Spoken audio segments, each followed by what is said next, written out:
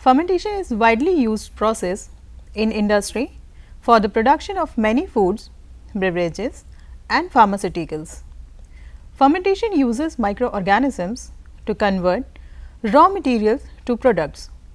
Fermentation processes include chemical reactions such as oxidations, reductions, polymerizations and hydrolysis, as well as biosynthesis and the formation of cells. Some processes may require the presence of air and are called aerobic, while others may need the absence of air for their functioning and are called anaerobic.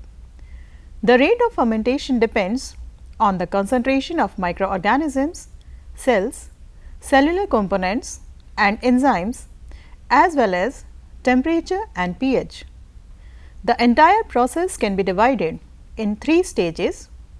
Stage 1, upstream processing. Stage 2, fermentation. Stage 3, downstream processing.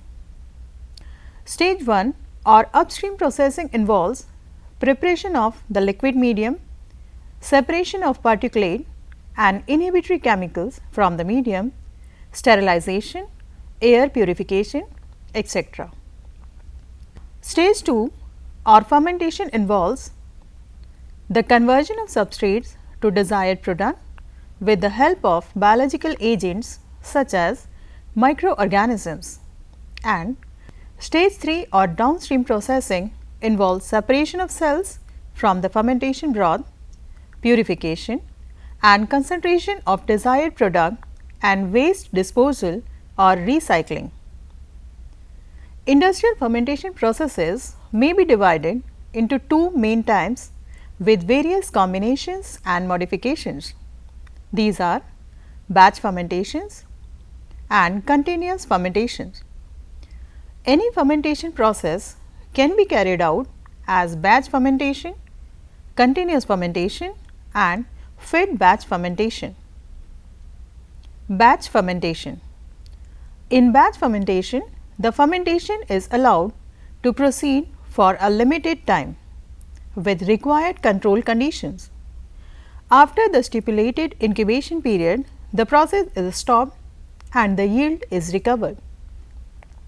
Continuous fermentation. In continuous fermentation, the fermentation process is allowed to proceed continuously with continuous supply of required nutrients while the sample is withdrawn regularly. Fed batch fermentation. In fed batch fermentation, the fermentation process is allowed to proceed continuously while the sample is withdrawn discontinuously with intermittently addition of the medium.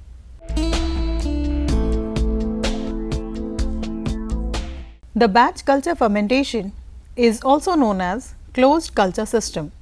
In this system, in the beginning, the nutrients and other additives are added in required amounts. There is no refill of nutrients once the fermentation process has started, and the product is recovered at the end of the process. Once the process is completed, then the fermentation vessel is cleaned properly, sterilized before its use for another batch process.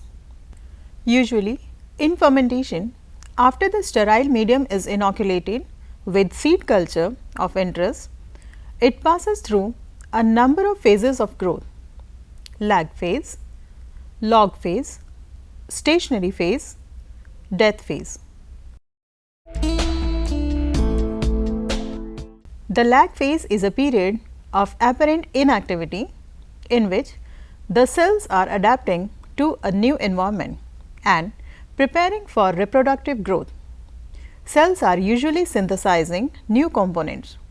In practice, bacteria from one medium are transferred to another which is chemically different from the first.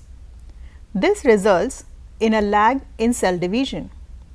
The lag in cell division is associated with a physiological adaptation to the new environment. Cells may increase in size during this time, but simply do not divide by binary fission. Lag phase varies considerably in length depending upon the conditions of the microorganisms and the nature of the medium. There is no increase in the number of cells, but the cell weight may change. Microorganisms are under adaptation to their new environment. Some essential cofactors diffuse out of a cell. Enzymes of primary metabolism are produced to adapt to the new conditions. Physiological condition of the inoculum is the key factor, because when culture growing in the lag phase is inoculated to the production medium, it takes more time to start the production. In commercial production process, the duration of the lag phase should be as short as possible. This can be achieved by using an appropriate inoculum. Log phase is the period in which the organisms are growing at the maximal rate. Cells in optimum growth state divide repeatedly by binary fission at maximal rate. The population doubles in every generation time. Generation time, also called doubling time, is the time it takes a bacterium to complete one binary fission. Generation times vary markedly with the species of microorganism and environmental conditions. They can range from 10 minutes for a few bacteria to several days with some eukaryotic microorganisms. The population is most uniform in terms of chemical and physical properties during this period. By the end of the lag phase and in the beginning of log phase, the cells have adapted to the new conditions of growth. Cells double per unit time, which can be expressed quantitatively. Growth rate remains constant and generation time remains minimum. Primary metabolites essential for growth are produced during this phase. The rate of increase in biomass is correlated with the specific growth rate mu and the biomass concentration x grams per liter. During the stationary phase, the population growth ceases and growth curve becomes horizontal. Increase in cell number due to cell divisions is exactly balanced by a decrease in cell number due to death. Cell death may result from nutrient limitation and toxic waste accumulation, for example, acid buildup from fermentation, as well as oxygen depletion. Because of this, critical population level is reached. Due to metabolism of substrate and formation of toxic substances, growth slows down or many times stops completely. Biomass increases gradually or may remain constant. Due to cell lysis or bursting of cells, carbohydrates and proteins are released, which may serve as source of energy for the slow growth of the survivors. Metabolites formed during the stationary phase, known as secondary metabolites, are very important as far as their commercial production and applications are concerned. Stationary phase in a standard bacterial growth curve is followed by a die-off of cells called death phase. It is the period in which the cells are dying at an exponential rate. Some of the reasons for the exponential death of cells are continued accumulation of waste, loss of cells' ability to detoxify toxins, etc. Nutrient exhaustion. However, in batch fermentation processes, fermentation is usually terminated at the end of the log phase or before death phase begins. There are two main methods primarily used to establish a growth curve. They are viable cell count, optical density. Viable cell count represents the number of cells that are actually viable. It is determined by plating a sample from the culture. Optical density represents the number of cells that are both viable and non-viable. It is determined by taking an optical measurement using a spectrophotometer. Measuring the optical density with a spectrophotometer is a quick and easy way to a growth curve. A sample of the fermentation broth is taken and the absorbance is measured at a particular wavelength in the spectrophotometer.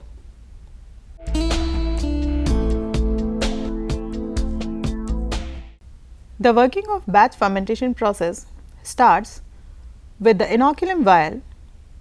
The contents of the inoculum vial are added to a shake flask. From the shake flask, inoculation is done in the first seed fermenter, after which it leads to second seed fermenter. Contents from the second seed fermenter are added to the production fermenter. After production, the product is purified. In batch fermentation, first a frozen vial containing a few milliliters of strain is taken out of a freezer and thawed. This vial is sometimes referred to as an inoculum vial and its content is known as an inoculum. After thawing, the inoculum is transferred in a sterile manner to a shake flask containing growth medium. This process is known as inoculation. The initial pH of the medium is controlled by using a buffering agent in the medium. The volume of the medium in the shake flask is usually of the order of magnitude of hundreds of milliliters. After inoculation, the shake flask is placed in an incubator shaker so that the cells can grow and reproduce. The shaker is operated at a constant temperature. The shake flask holders in the shaker are attached to an orbital plate shaker that rotates horizontally at a programmable rate. This shaking motion has two purposes: to keep the cells and the nutrients in the growth media homogeneous, to increase the rate of oxygen uptake by the media for the aerobic cells. The cells are grown to a particular density near the end of their exponential phase and used to inoculate a small fermenter known as a seed fermenter. The word fermenter is representative of both a seed and a production stage of batch fermentation.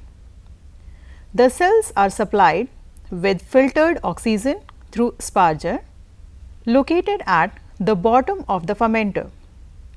The agitator is used to ensure that the mixture of cells and growth media inside the fermenter is relatively homogeneous. It also increases oxygen mass transfer by decreasing the size of the oxygen bubbles.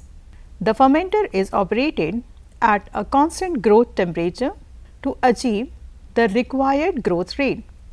Since cells liberate heat during growth, a constant temperature is maintained using either cooling jackets surrounding the fermenter, coils inside the fermenter, or a combination of both. In addition, the cells secrete acids as they metabolize. This decreases the pH level within the fermenter. A base is usually added to the fermenter whenever the pH drops below its optimum value. Once the cells are transferred to the seed fermenter, they are grown to a particular density near the end of their exponential phase. Once the cell reach the required optical density, in the seed fermenter, they can either be used to inoculate several increasingly large seed fermenters until the required volume and density is reached, or they can be transferred directly to the production fermenter. In the production fermenter, the cells are grown for the formation of the product. Now that the fermentation process is over, the fermentation broth containing the cells and the extracellular media is removed from the production fermenter. This is called harvesting, and this completes the upstream process of fermentation. After the cells are harvested, the downstream process begins, leading to the purification of the product. During the exponential phase, the growth rate of the cells gradually increase and the cells grow constantly at a maximal rate. The exponential phase can be explained through an equation. dx by dt is equal to mu x, where x is the concentration of microbial biomass, t is the time in hours, and mu is specific growth rate per hour. As the nutrients are in excess during the exponential phase, the organisms are growing at its maximum specific growth rate, that is mu max for the existing conditions.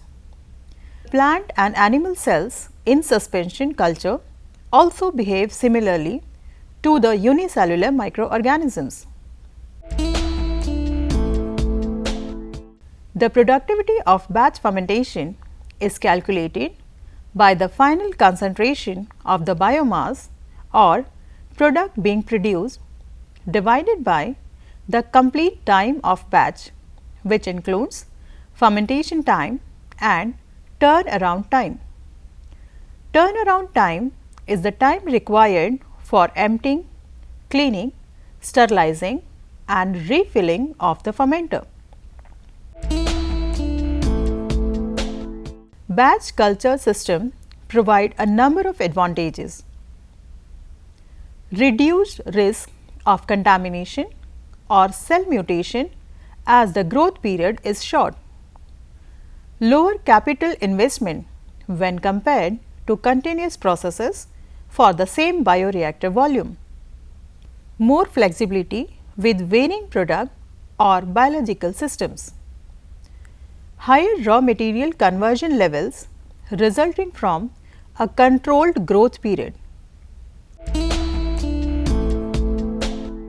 The disadvantages include lower productivity levels due to time for filling, heating, sterilization, cooling, emptying and cleaning the reactor.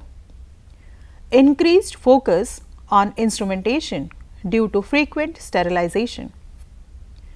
Greater expenses accrued in preparing several subcultures for inoculation.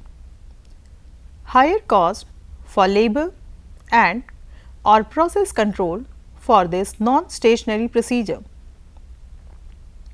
Larger industrial hygiene risk due to the potential contact with pathogenic microorganisms or toxins.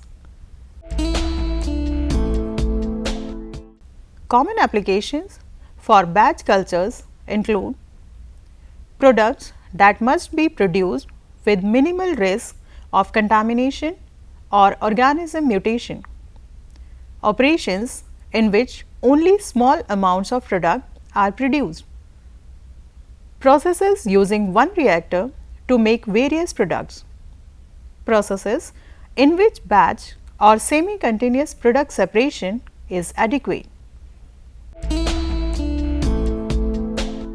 In this interaction, we have discussed the different phases of bacterial growth and the complete working of batch fermentation.